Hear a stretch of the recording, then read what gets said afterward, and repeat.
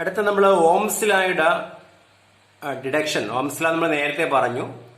ഓംസില അനുസരിച്ച് potential difference എന്ന് പറയുന്ന കറണ്ടിന് ഡയറക്ട്ലി പ്രൊപ്പോർഷണൽ ആണ്, വി പ്രൊപ്പോർഷണൽ ടു ഐ എന്ന് പറഞ്ഞു. നമ്മൾ ഡ്രിഫ്റ്റ് വെലോസിറ്റിയുമായിട്ട് കണക്ട് ചെയ്ത് പറയാൻ പോവാണ്. അപ്പം നമ്മൾ നേരത്തെ വരച്ച അതേ ഫിഗർ, ഒരു കണ്ടക്ടർ എടുക്കുന്നു, പി ക്യു എന്ന കണ്ടക്ടർ. പി ക്യു എന്ന കണ്ടക്ടർ ഞാൻ എടുത്തു. ക്രോസ് സെക്ഷൻ ഏരിയ എ ആണ്. ഇവനൊരു സെല്ലുമായിട്ട് കണക്ട് ചെയ്യുന്നു. സെല്ലുമായിട്ട് കണക്ട് ചെയ്യുന്നു. അപ്പൊ സെല്ലുമായിട്ട് കണക്ട് ചെയ്യുമ്പോൾ സംഭവിക്കും, ഇലക്ട്രോൺസ് എന്ത് ചെയ്യും? ഇലക്ട്രോൺസ് ക്യൂവിൽ നിന്നും ഇതാ ഇങ്ങോട്ട് മൂവ് ചെയ്യും. അപ്പൊ ഞാൻ എടുക്കുന്ന ഇലക്ട്രോണിന്റെ ചാർജ് ഞാൻ ഈ സങ്കല്പിക്കുകയാണ്. ഒരു ചാർജ് ഇലക്ട്രോൺ ഈ സങ്കല്പിക്കുക.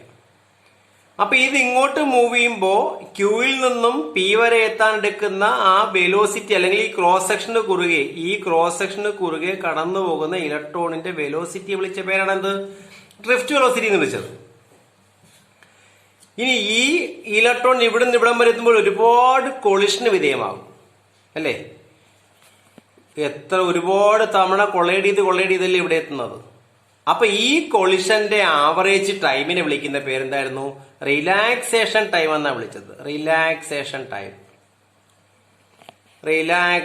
ടൈം റെപ്രസെന്റ് ചെയ്യുന്ന ലെറ്റർ ടോ എന്ന ലെറ്ററാണ് ടോ.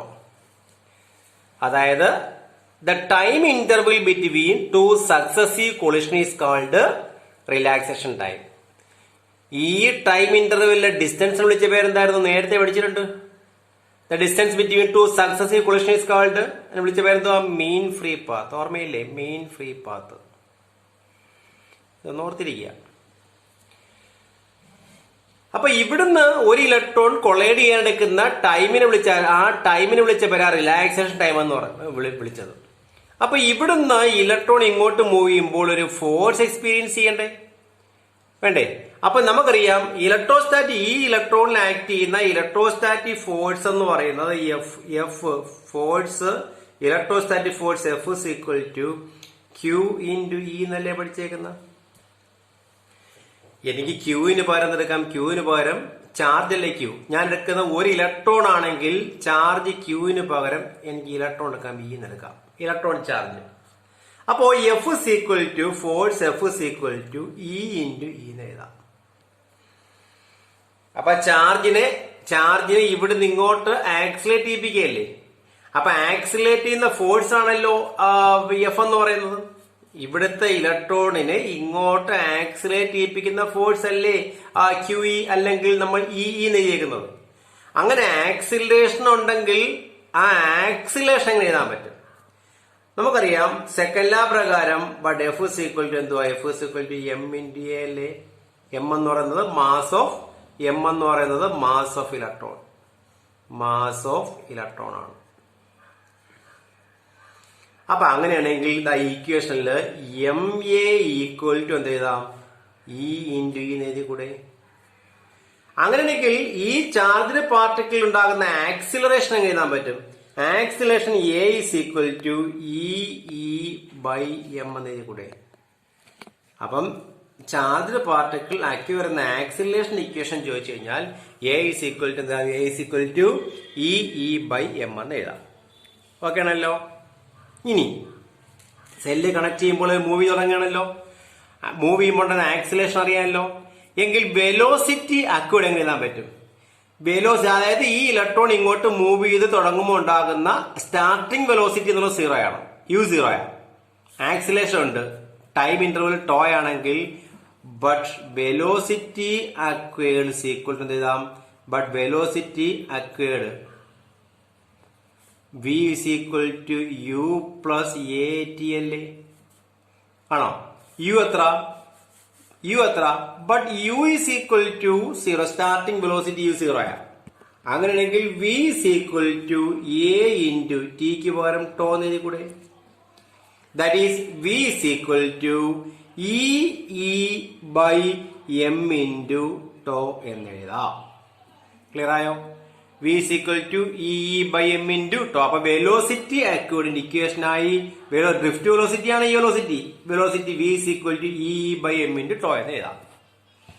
ഇനി നമ്മൾ നേരത്തെ പറഞ്ഞു കറന്റ് ഡെൻസിറ്റി പ്രകാരം കറന്റ് ഡെൻസിറ്റി പ്രകാരം ഡ്രിഫ്റ്റ് വെലോസിറ്റി പ്രകാരം കറന്റ് ഇക്വേഷൻ എന്തായിരുന്നു? Current equation I is equal to NAE into VD അല്ലായിരുന്നോ? VD ഞാൻ B എന്ന് എടുക്കുന്നുള്ളൂ. NAEV ഓക്കെ ആണല്ലോ? ഓക്കെ അല്ലേ? അങ്ങനെയാണെങ്കിൽ ഇവിടുത്തെ വിക്ക് പകരം ഈ ഡ്രിഫ്റ്റ് വെലോസിറ്റി വിക്ക് പകരം ഈക്വേഷൻ കൊടുക്കുക. ഡ്രിഫ്റ്റ് വെലോസിറ്റി ഈക്വേഷൻ കൊടുക്കുക. അപ്പൊ I is equal to എന്ത് എഴുതാം? NAE ഇൻറ്റു വിക്ക് പകരം EE/m ഇൻറ്റു ടോ എന്ന് എഴുതാം. ഓക്കെ, ഒന്ന് ബ്രാക്കറ്റ് ഓപ്പൺ ചെയ്താൽ NAE square into E tau by M എന്ന് എഴുതി കൂടെ? കുഴപ്പമില്ലല്ലോ? ഇല്ല. ഇനി ആലോചിക്കുക, ഈ ഇ എന്ന് പറയുന്നത് ഇതിന് ഈ കണ്ടക്ടറിന് കുറുകെയുള്ള ഇലക്ട്രിക് ഫീൽഡ് അല്ലേ ഇ എന്ന് പറയുന്നത്. അപ്പൊ ഈ ഇലക്ട്രോൺ ഇവിടെ നിന്ന് ഇങ്ങോട്ട് ഫ്ലോ നടക്കണമെങ്കിൽ there must be a potential difference. ആ പൊട്ടൻഷ്യൽ ഡിഫറൻസ് ഞാൻ വി എടുക്കുകയാണ്. പൊട്ടൻഷ്യൽ ഡിഫറൻസ് വി ആണെങ്കിൽ എൽ ലെങ്തിലല്ലേ? കണ്ടക്ടറിന്റെ ലെങ്ത് എൽ ആണല്ലോ. കണ്ടക്ടറിന്റെ ലെങ്ത് എൽ ആണ്, പൊട്ടൻഷ്യൽ ഡിഫറൻസ് വിയുമാണെങ്കിൽ ഇലക്ട്രിക് ഫീൽഡ് എങ്ങനെ എഴുതാം? But electric field is equal to V by L എന്ന് എഴുതി കൂടെ? കഴിഞ്ഞ ചാപ്റ്റർ പഠിച്ചിട്ടുണ്ട് V is equal to E into D, ഓർമ്മയില്ലേ? അതിന് is equal to V by D എന്ന് എഴുതാം. ഡിക്ക് പകരം അത്ര എൽ. അപ്പൊ ഇവിടെ ഇക്ക് പകരം, ഇവിടുത്തെ ഇക്ക് പകരം ഞാൻ വി ബൈ എൽ കൊടുക്കുക. ശ്രദ്ധിച്ചോളണേ, സബ്സ്റ്റിറ്റ്യൂഷൻ ആലോചിക്കുക. ഇലക്ട്രിക് ഫീൽഡ് ഇക്ക് പകരം ഞാൻ എന്ത് കൊടുക്കുന്നു? വി ബൈ എൽ കൊടുക്കുന്നു. അവിടെ വി എന്തുവാ? ഡ്രിഫ്റ്റ് വെലോസിറ്റി അല്ല, പൊട്ടൻഷ്യൽ ഡിഫറൻസ് ആണേ. ഇതാണെങ്കിൽ നമുക്ക് വി ഡി തന്നെ കൊടുത്തേക്കാൻ കുഴപ്പമില്ല. ഡ്രിഫ്റ്റ് വെലോസിറ്റി വി ഡി, ഇത് ഡ്രിഫ്റ്റ് വെലോസിറ്റി വി ഡി ആയിരുന്നു. അപ്പോൾ is equal to V by L എന്ന് എഴുതാം. അപ്പം equal to NAE square tau by M into V by L എന്ന് എഴുതാം. ഇത്രയും ക്ലിയർ ആയോ? സംശയമില്ല?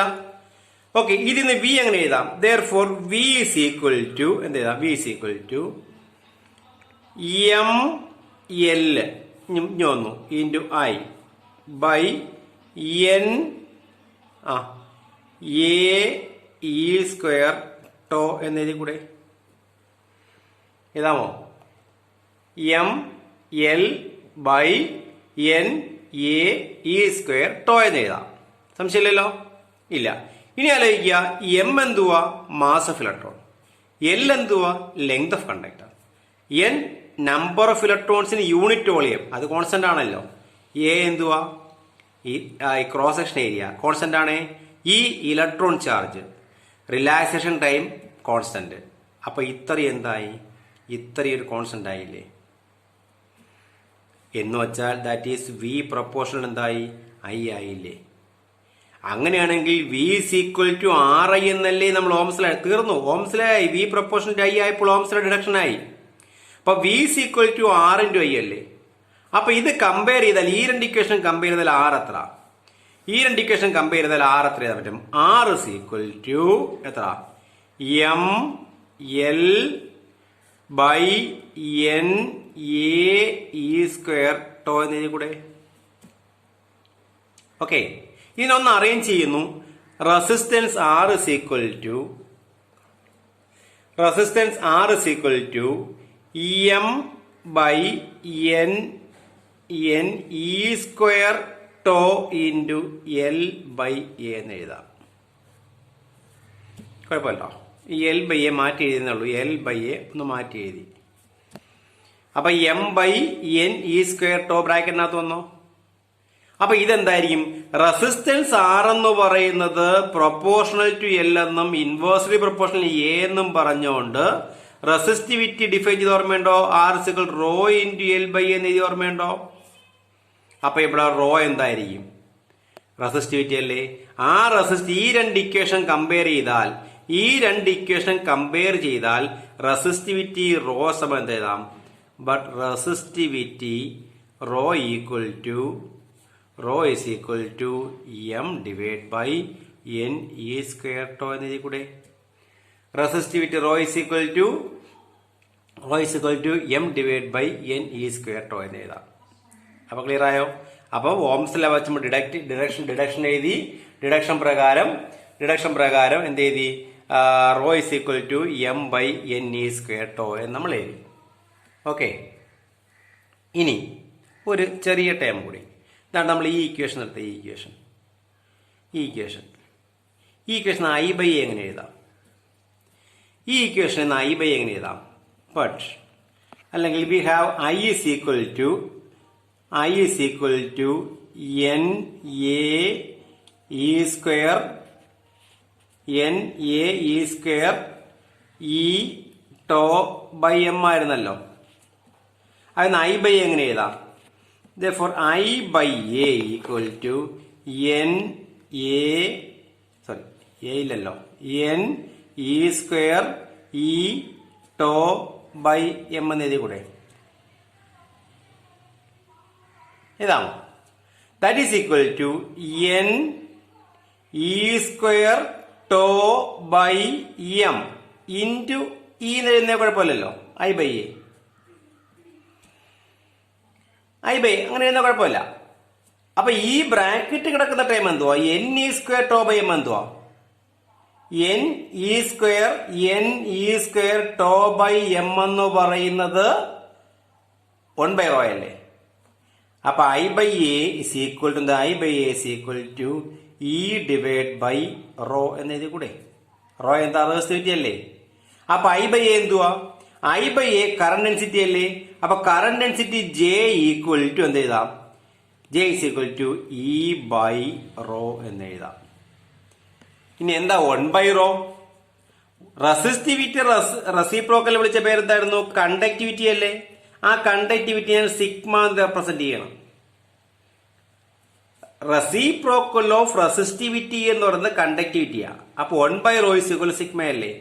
അപ്പൊ J is equal to sigma into E എന്ന് എഴുതാം. കറന്റ് ഡെൻസിറ്റിയും ഇലക്ട്രിക് ഫീൽഡ് തമ്മിലുള്ള ഏറ്റവും ഇമ്പോർട്ടന്റ് ആയിട്ട് റിലേഷൻ ആണ് J is equal to sigma E. Okay, vector ഫോമിൽ എങ്ങനെ എഴുതാം? Vector J is equal to sigma into vector electric field. അപ്പൊ കറന്റ് ഡെൻസിറ്റി എന്ന് പറയുന്നത് വെക്ടർ ആണെന്ന് പ്രൂവ് ചെയ്തില്ലേ? കറന്റ് ഡെൻസിറ്റി എന്ന് പറയുന്നത് വെക്ടർ ആണെന്ന് വീണ്ടും നമ്മൾ പ്രൂവ് ചെയ്തു. അപ്പൊ കറണ്ട് സ്കേലാർ ക്വാണ്ടിറ്റി ആണ്, കറന്റ് ഡെൻസിറ്റി വെക്ടർ ക്വാണ്ടിറ്റി ആണ്. ക്ലിയർ ആയോ? അപ്പൊ ഡിഡക്ഷൻ ഓഫ് ഓംസ് ലാ ഫ്രം ഇലക്ട്രോൺ തിയറി ഒന്ന് നോക്കുക. ചിലപ്പോൾ എക്സാമിലൊക്കെ ചോദിക്കാൻ സാധ്യതയുണ്ട്. ഓംസ് ലായുടെ ഡെറിവേഷൻ ചോദിക്കുകയാണെങ്കിൽ ഡ്രിഫ്റ്റ് വെലോസിറ്റിയായിട്ട് കണക്ട് ചെയ്ത് ഓംസ് ലാ ഡെറിവേഷൻ ചോദിക്കുകയാണെങ്കിൽ ഇത്രയും നിങ്ങൾ എഴുതി വയ്ക്കേണ്ടതായിട്ടുണ്ട്. അപ്പൊ നല്ലതുപോലെ നിങ്ങൾ എഴുതി പഠിക്കണം, എങ്കിലേ ഇത് മനസ്സിലാവുള്ളൂ. ഓക്കെ.